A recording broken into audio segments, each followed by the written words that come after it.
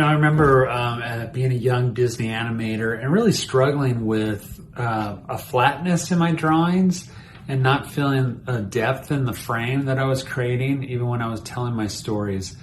And I really struggled with that. Along my journey artistically, through more experience in my artistic journey, I've discovered some very valuable lessons about how to create depth in space. Okay, so we've talked a lot about what space is, composing within that space, but a lot of times we've been talking about flat elements and things like that. Let's talk about some tips and tricks.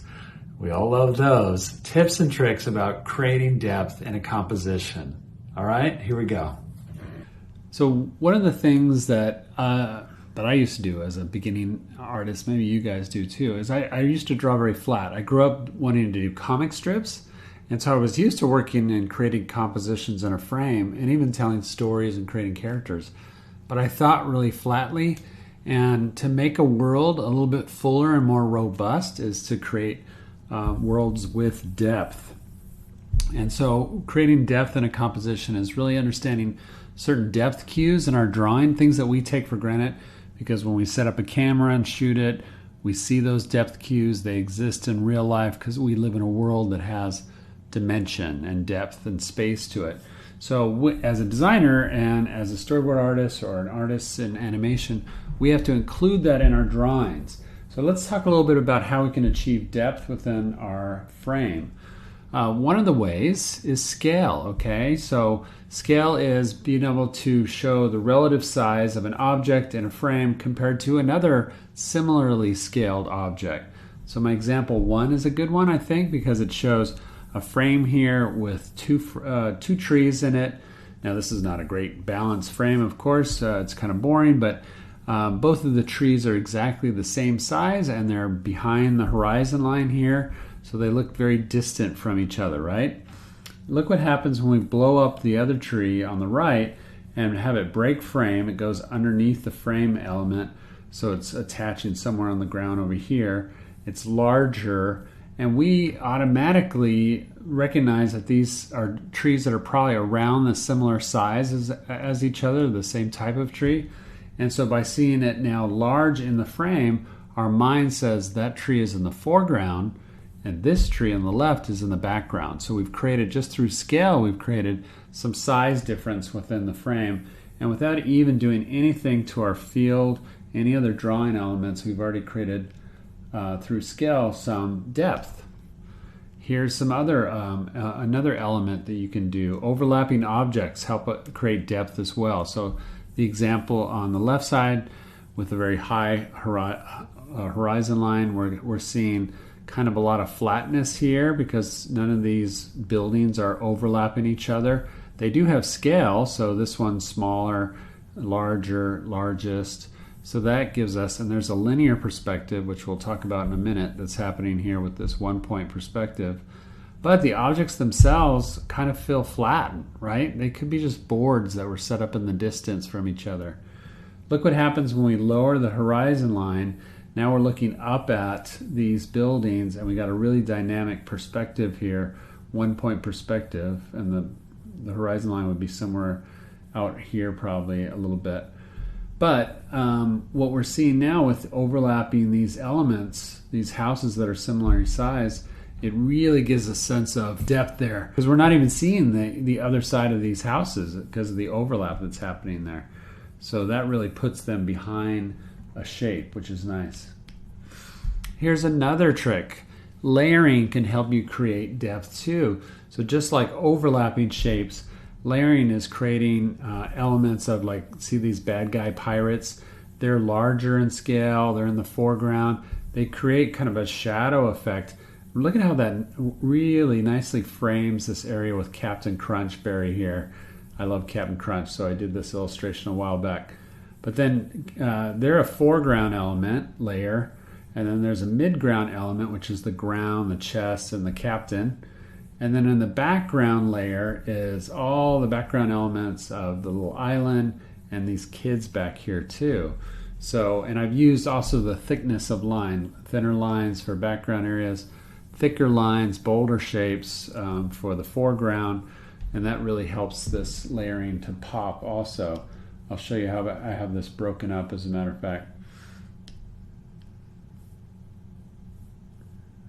Let's see.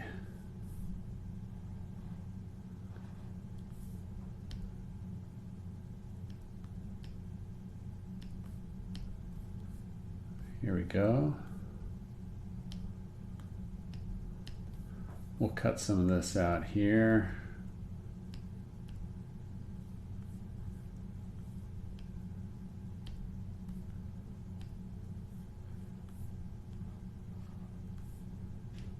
Okay, so there's your foreground layer of the pirates. Again, see how it creates a nice little shape here too in a grouping, which really puts them in the foreground. Our midground is the captain, so he's right back there, and that layering can really help you with shadowing also and things like that. But also it's overlapping different layers all together. There's the background now, we see the kids there and the rest of the island.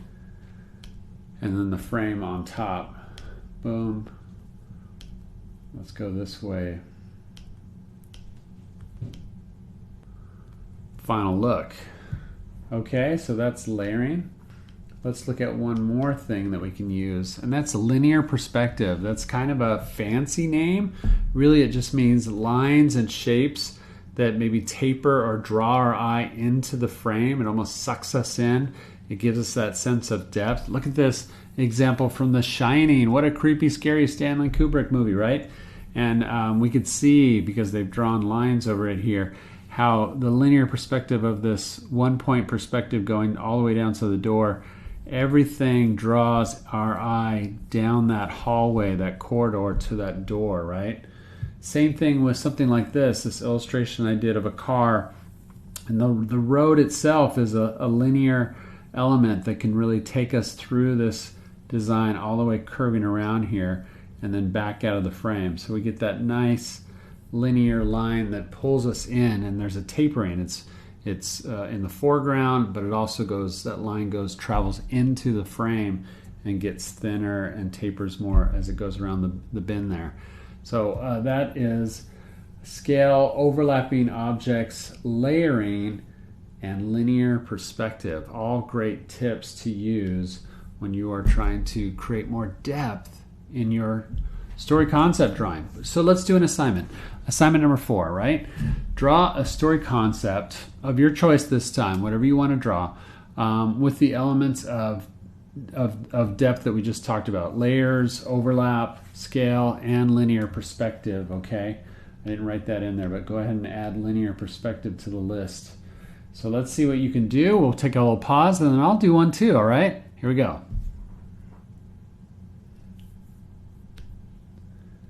All right, here we go. We're coming back into it here.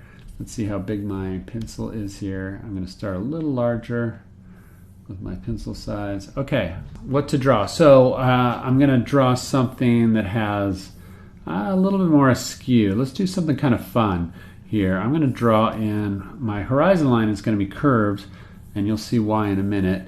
And then I'm going to do some big cloud shapes to break up this side of the frame in the foreground. And these are real foreground kind of cloud shapes.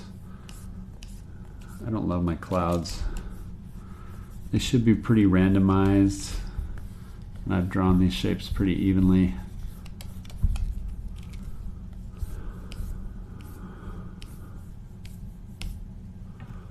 Okay, and then we'll do probably another cloud over here like this. And then my focal point, I think I'm going to draw an airplane. And here's where I'm going to add some linear perspective, because I'm going to make a long kind of cone shape here that represents the airplane as if it's coming towards camera. Here's the wings. So it's going to be at an opposing angle, like it's turning.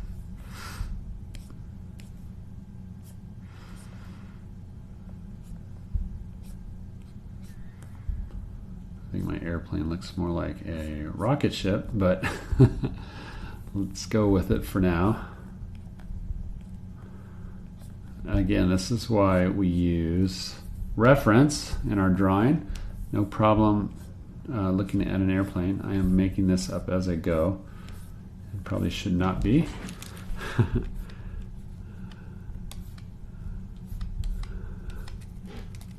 I get a little quiet when I draw. I don't know about you guys, so this is hard for me to talk and do a decent drawing.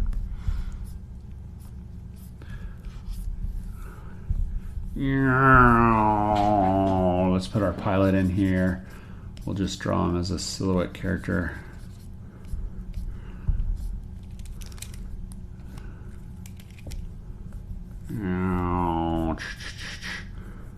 We'll do get a sense of this rotating. Stop.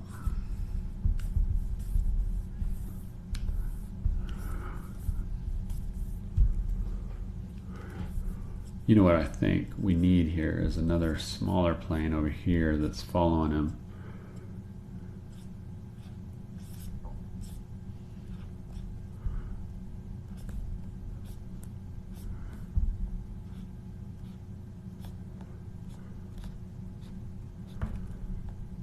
Now we're adding some scale, right? Because this is another point of, whoop, we're drawing a similar plane, but we're drawing it at a smaller size to show that. And now look what we're doing too is we're creating kind of a connection there between the two of them, which adds a linear quality to it where we got them moving. Now this is Earth. They are so high they're in outer space, okay. But yeah, this is my horizon line. I can make it feel a little bit, you know what, I'll add some mountains here so that it doesn't feel as far away.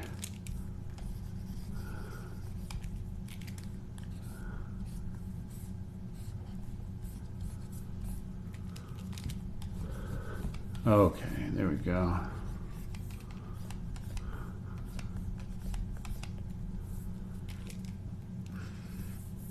Now what I'm going to do is I'm going to change my clouds back here in the background so that they go in a similar direction as the path of the airplanes, and that I think will add to this design element.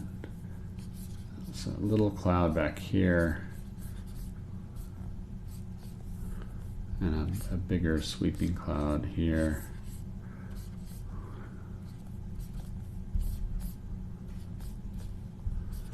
And the clouds have some movement to them, so that's good. I like the longer kind of sweeping clouds because it really can add some action to it. Okay, so now we have this nice foreground cloud. I'm going to just drop in some shading into it really quick. Whoa. Let's go a little lighter.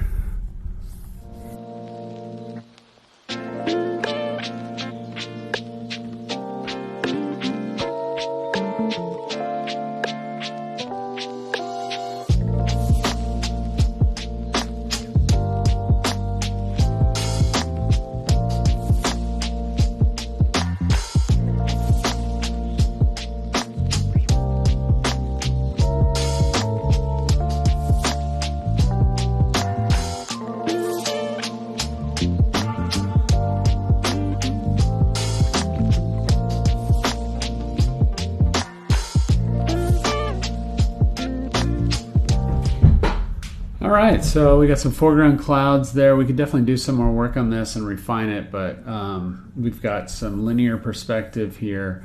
We've got some scale here, one plane to another. One's larger than the other. It puts it more forward. The linear perspective, of course, is looking down the nose of the plane. We're getting a lot of lines that way.